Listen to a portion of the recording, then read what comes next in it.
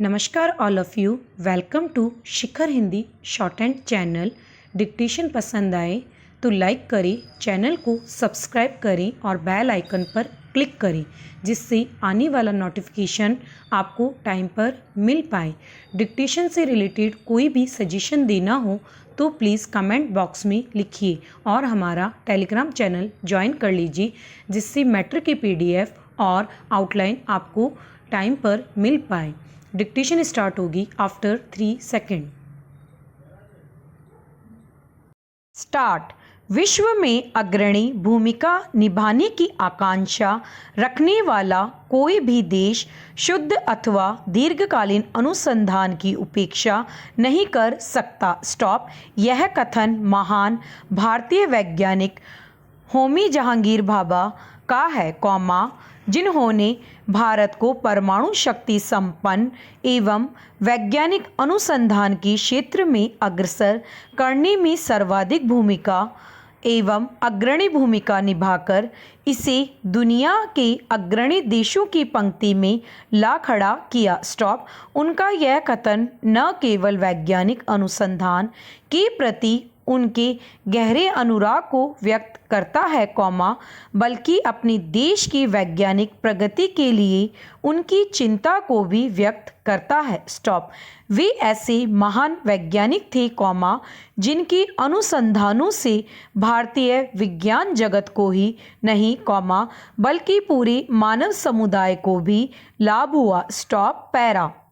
Doctor Homi Jahangir Bhabha का जन्म बम्बई के एक सुशिक्षित एवं संपन्न पारसी परिवार में 30 अक्टूबर 1909 को हुआ था। स्टॉप। उनके पिता श्री J.H. भाभा बम्बई के सुप्रसिद्ध बैरिस्टरों में से एक थे। स्टॉप। डॉक्टर भाभा की प्रारंभिक शिक्षा बम्बई के कैथेड्रल और जॉन कैनन हाई स्कूल में हुई। स्टॉप। बचपन से ही उनकी गणित में विशेष रुचि थी और कक्षा के सबसे मेधावी छात्र के रूप में वे अपने शिक्षकों के प्रिय थे। स्टॉप। डॉक्टर भाभा बहुमुखी प्रतिभा के धनी थे। स्टॉप। वे एक इंजीनियर, संगीत प्रेमी तथा अच्छे कलाकार थे। स्टॉप।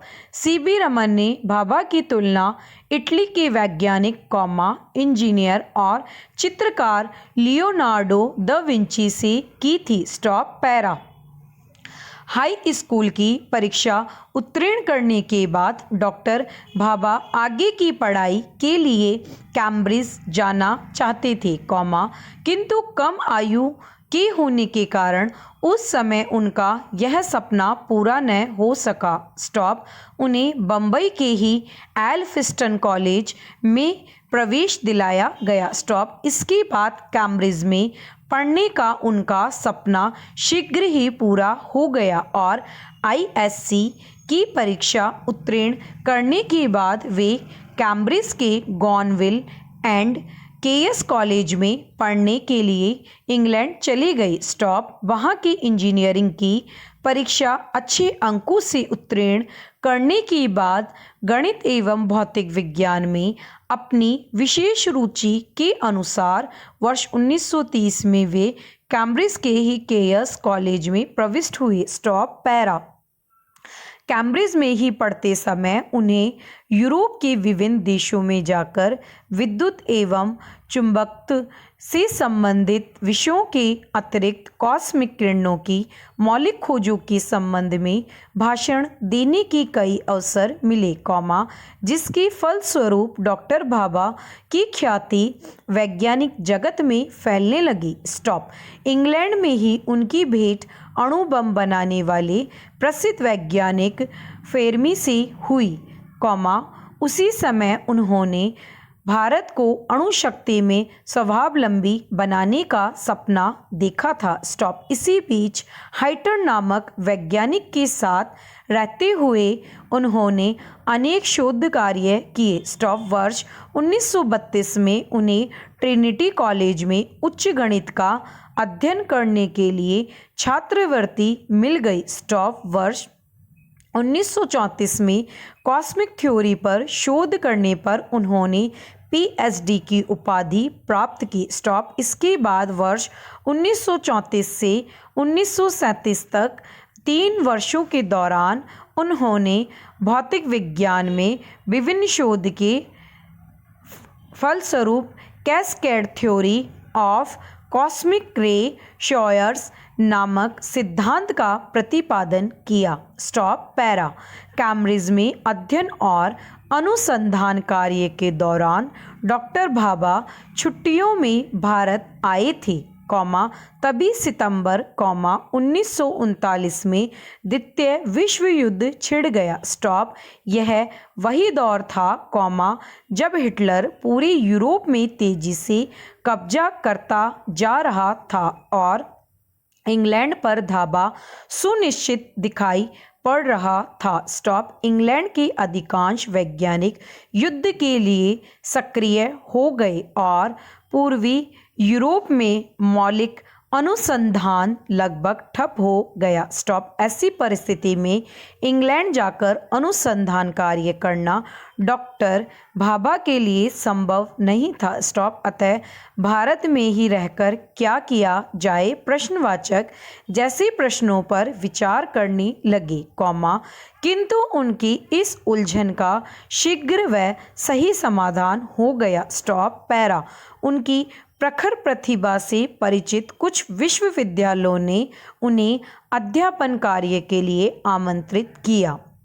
स्टॉप। अंततः उन्होंने भारतीय विज्ञान संस्थान, बेंगलोर को चुना और वर्ष 1941 में भौतिक शास्त्र विज्ञान में प्राध्यापक के पद को सुशोभित किया। स्टॉप। वर्ष 1941 में ही उन्हें रॉयल सोसाइटी का फेलो बनाया गया। स्टॉप। उनकी विशिष्ट प्रतिभा का ही परिणाम था कि अपने जीवन काल में उन्हें नील्स बोर और प्रख्यात परमाणुविद एवं चंद्रशेखर वेंकट रमन जैसे नोबेल पुरस्कार विजेता वैज्ञानिकों के साथ काम करने का अवसर मिला। स्टॉप। पैरा।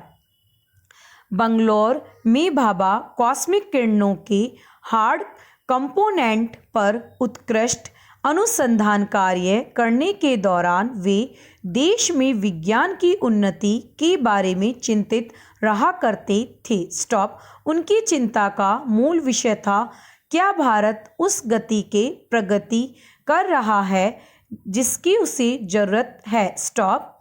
देश में वैज्ञानिक क्रांति लाने का जो सपना उनके मन में था, उसे पूरा करने के लिए बंगलौर का संस्थान पर्याप्त नहीं था। स्टॉप। अतः डॉक्टर भाभा ने नाभिकीय विज्ञान के क्षेत्र में विशिष्ट अनुसंधान के लिए एक अलग संस्थान बनाने का विचार कर दोराबजी टाटा ट्रस्ट को एक पत्र लिखा। स्टॉप। पैरा।